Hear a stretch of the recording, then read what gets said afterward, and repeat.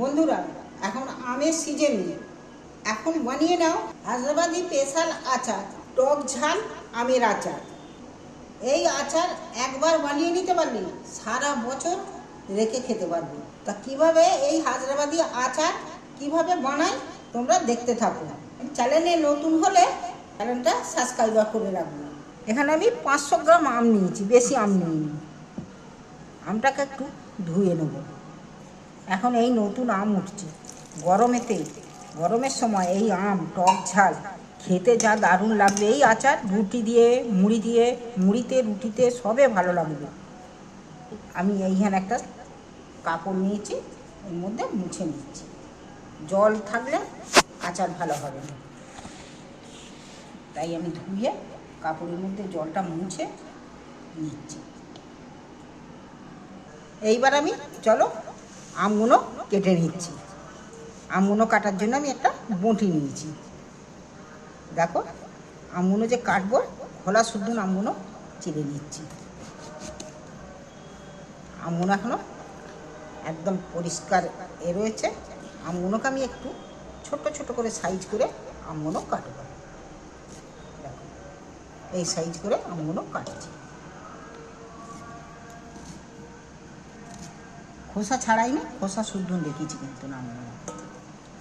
ভেতরের দানাটা ফেলে দিচ্ছি, দিয়ে একদম ভেতরে একটা কাপড় থাকে সেটাও ফেলে দিচ্ছি, দিয়ে একদম পরিষ্কারভাবে আমগুলো কেটে নিচ্ছি। আমটা কিন্তু এখনো খুব পাকলা হয়নি যে আঁটিটা শক্ত হয়ে বসে গেছে, আঁটিটা নরম আছে, তাই একটু ভালো কাটা যাচ্ছে। কিন্তু এই আমের আচার ভালো হবে, খুব গলে যাবে খেতে, আচারটা খেতে খুব ভালো হবে। আমগুলো আমি ধুয়ে মুছে তবে কেটেছি। দেখো ছোট ছোট সাইজ করে কেটেছি। এই ছোট ছোট সাইজ করে কেন কেটেছি, ছোট ছোট সাইজ করে কাটলে এক একটা আম এর যে মশলা দেবো, সেই আমের মধ্যে মশলাগুলো ভালো ঢুকবে, আর এই আম এক একটা খেতে খুব ভালো হবে। দেখো খোসা শুদ্ধ রেখেছি। এই খোসা যদি একটুখানি গালে থেকে যায় না, তোমার একদম এই গরমের সময় এই আচার একদম রুটিতে ভাতে হেভি লাগবে। আর এই আচার দিয়ে মুড়িও ভালো লাগবে, আর ভাতের শেষ পাতে তো হলে দেখতে নেই, দারুণ লাগবে খেতে। তবে দেখো এইবার আমি নুন দিয়ে দিচ্ছি, এর মধ্যে 2-3 চামচ নুন দিয়ে দেবো। 2 চামচ নুন দিয়েছি। হলদিও 1 চামচ হলদি দিচ্ছি, বড় চামচের 1 চামচ। এইবার আমি নুন আর হলদি মাখিয়ে একদম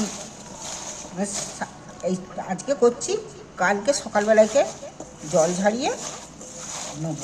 এটা এখন নুন মাখিয়ে 12 ঘন্টা অবশ্যই রেখে দেবো, সারা রাত রেখে দেবো। দেখো একদম শুকনো শুকনো নুন আর হলদু মেখে আমি রেখে দিচ্ছি চাপা দিয়ে। এই যে নুন হলদু আমি মাখিয়ে রেখে দিচ্ছি। নুন হলুদ এই আমের মধ্যে নুনটা ঢুকলে আম একদম মজে উঠবে। আমি এটা চাপা দিয়ে রেখে দিচ্ছি। দেখো একে আমি একদম কালকের খুলবো, 12 ঘন্টা একে রেখে দেবো, 12-13 ঘন্টা। বন্ধুরা, আমটা আমি সারা রাত রেখে দিয়েছি। সারা রাত রেখে কাল সন্ধ্যেবেলা করেছি, আজ সকালে ফিরে এসেছি। দেখো আমটা কতটা মজে গেছে, দেখো দারুণ একটা সেন্ট উঠেছে রে আমটা। দেখো কতটা জল বেরিয়েছে। আমটা এখানে নুন আর হলুদ মাখিয়ে রেখেছি, কালারটাও দেখতে কত সুন্দর হবে, আর আমটাও কত মজে উঠে নরম নরম হয়ে গেছে। দেখছো নরম হয়ে গেছে, এর মধ্যে একদম হাড়ে গড়ে নুন ঢুকে গেল, আর মশলাটাও খুব ভালোভাবে এর মধ্যে ঢুকবে। এই যে নরম হয়ে গেছে, আমি এইটাকে এবার জল ঝারিয়ে এখানে একটা বাটি নিয়েছি, আর এই ছাঁকুনি নিয়েছি। ছাঁকুনির মধ্যে আমি একটু ছেঁকে নিচ্ছি।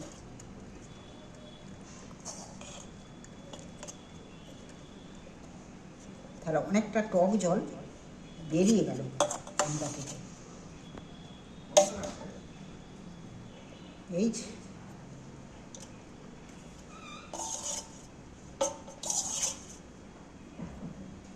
আমি এটা ঘন্টাখানেক রেখে দেবো জলটা ঝরার জন্য। আমের রেসিপিটা করার জন্য আমি কি কি মশলা নিয়েছি এখানে দেখো। সাদা সর্ষে 2 চামচ, গোটা জিরে 1 চামচ, কালো সর্ষে 2 চামচ। কালো সর্ষে আর সাদা সর্ষে দুটোই সমান সমান করে নিয়েছি। 1 চামচ মেথি, 1 চামচকে বেশি ধনে, আর 1 চামচকে বেশি জোয়ান, আর 8টা শুকনো লঙ্কা নিয়েছি। ঝাল যদি তোমরা খুব বেশি পছন্দ করো তাহলে লঙ্কা বাড়াতে পারো। আর নিয়েছি এখানে কালা জিরে খানিকটা। এই আমার উপকরণ। দেখো আমি এখানে একটা কুলো নিয়েছি, আর ঘন্টাখানেক হয়ে গেছে। আমটা আমি কুলোর মধ্যে ঢেলে দিচ্ছি, দিয়ে এবার একটা একটা করে মিলে পাতলা করে মিলে রোদে দিচ্ছি।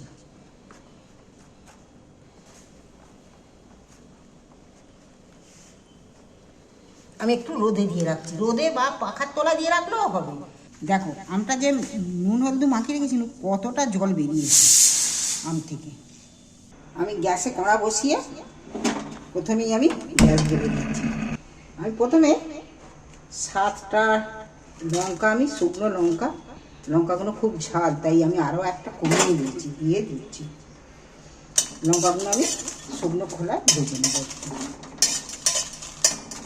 দেখো লঙ্কাগুলো আমার একটু একটু ভাজা ভাজা হয়ে গেছে, আর বেশি ভাজবো নি তাহলে কালারটা খারাপ হয়ে যাবে। লঙ্কাগুলো আমি তুলে নিচ্ছি একটা জায়গার মধ্যে। সর্বপ্রথম আমি মৌরিটা দিচ্ছি। যা যা উপকরণগুলো দেবো প্রথমে আমি এক এক করে দেবো। মৌরি 1 চামচ, সব 1 চামচ করে মশলা নিয়েছি। দেখো মৌরিটা সেন্ট উঠে গেছে। এবার আমি এখানে ধনে নিয়েছি 1 চামচ, সেটা দিয়ে দিই।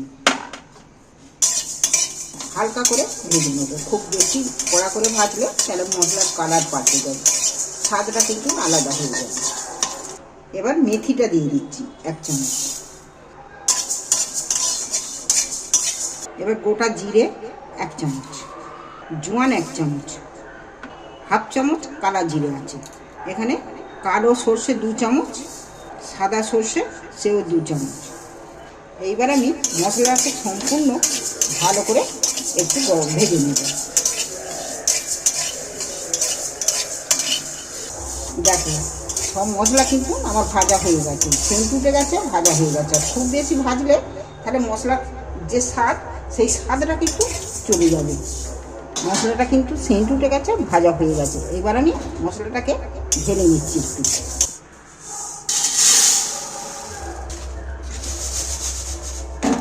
এখানে আমি নুন দিচ্ছি 2 চামচ, বিন নুন দেবো।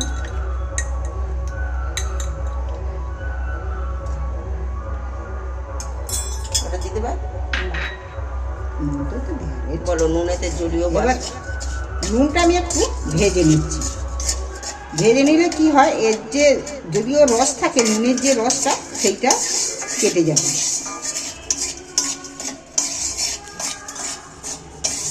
আর আমি এখানে অমনি নুন ব্যবহার করিনি, আমি এখানে বিন নুন ব্যবহার করেছি। আচারে বিন নুন দিলে তাহলে আচারের টেস্ট আরও বেশি হয়ে যাবে। তোমরা পারলে সাদা নুনও দিতে পারো, নুনটা পারলে তোমরা সাদা নুনও দিতে পারো, কিন্তু বিন নুন দিলে টেস্ট আরও ভালো হবে। এটা আমি ঢেলে নিচ্ছি। 100 গ্রাম তেল দিয়ে দিচ্ছি, সর্ষের তেল 100 গ্রাম দিচ্ছি। তেলটাকে জাস্ট একটু বেশ ধোঁয়াটা মতো একটু গরম করে নেব। তেলটা কিন্তু আমার ধোঁয়া উঠতে আরম্ভ করে দিয়েছি, তেলটা খুব গরম হয়ে গেছে। এবার আমি তেলটাকে অফ করে দিচ্ছি, গ্যাসের ফ্লেমটা। গ্যাসের ফ্লেমটা অফ করে দিন, তেলটা আমার একটু ঠান্ডা হলো। দেখো বন্ধুরা, আমগুলো যে রোদে দিয়েছিল কুলোয় করে, আমগুলো একটা রোদেতেই কত শুকনো হয়ে গেছে, এর মধ্যে রস নেই, হাফ শুকনো। আবার এর থেকে যদি শুকনো করো তাহলে সেই খাবার সময় শীতে হয়ে যাবে, এইটা শ্বাস হবে না। এইটা একদম পারফেক্ট হয়েছে, না শুকনো হয়েছে আর না শুকনো হয়ে গেছে, আর না রস এর ভিতরে খুব চ্যাকচ্যাক করছে, একটা দারুণ হয়েছে এইটা। এবার আমি আমগুলো এবার বানানোর জন্য দেখো এখানে আমি একটা বাটি নিচ্ছি, আর সর্ষের তেল তো গরম করতে কড়াই গরম করে নিয়েছি, ভালোই গরম করে নিয়েছি। এবার আমি একটা জায়গার মধ্যে ঢেলে দিচ্ছি।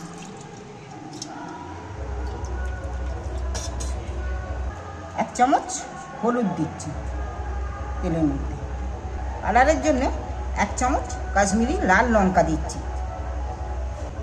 মশলাগুলো যে ভেজে রেখেছিল গুঁড়িয়ে নিয়ে এসেছি, দেখো খুব একদম মিহি করিনি, কিন্তু একটু দানা দানা রেখেছি।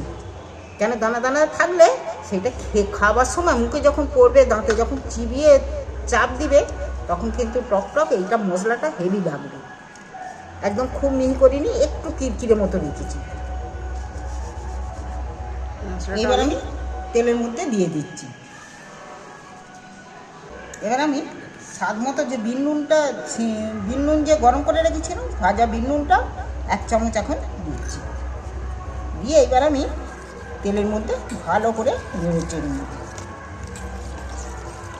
দারুণ সেন্ট উঠে গেছে। সেন্ট তো উঠবে, এই আমটা যখন এই মশলার সঙ্গে মজে উঠবে না, এইটা তেলের জন্য তেলটা বেশি করে দেয়া কেন, এই তেল দিয়ে এই আচারের রুটিও ভালো লাগবে। আর এই আচারের তেল দিয়ে যদি মুড়ি মাখো, পাশের বাড়ির শুধু গন্ধ লেগে যাবে না নাকে, খেতে কিন্তু হেভি লাগবে। এবার আমি আমগুলো তুলে দিচ্ছি এর মধ্যে।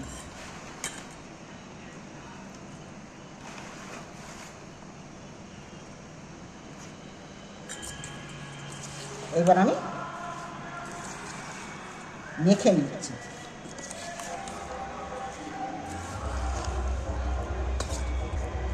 আমের এই মশলা আচার এত দারুণ খেতে, মুখে যদি না রুচে, এটা ভাত খাওয়ার পর শেষ পাতে ভাত খেতে ইচ্ছা করছে না, কিন্তু এই একটা টুকরো আম আর একটু যদি মশলা পাওয়া যায়, মুখ ছেড়ে ভাত তৃপ্তি করে ফের ভাত খেয়ে নেব, মুখ পুরো একদম ছেড়ে যাবে। এই আচার এই যে মশলা মাখিয়ে আমি এইটাকে 2 দিন রোদে দেবো, তারপর বোতলের মধ্যে তুলব। তাহলে আচারটাকে একটু ধৈর্য ধরে বানাতে হবে। এই আমার রেডি হয়ে গেল, কিন্তু 2 দিন রোদে দিয়ে তারপর আমি একটা জারের মধ্যে তুলব। এইটা 2 দিন রোদ খাইয়ে রাখলে তাহলে এটা তুমি সারা বছর খেতে পারবে। আমের এই মশলা আচার তোমাদের যদি ভালো লেগে থাকে তাহলে চ্যানেলটা অবশ্যই সাবস্ক্রাইব করবে। আর এই মশলা আচার কেমন হয়েছে কমেন্ট করে অবশ্যই জানিও।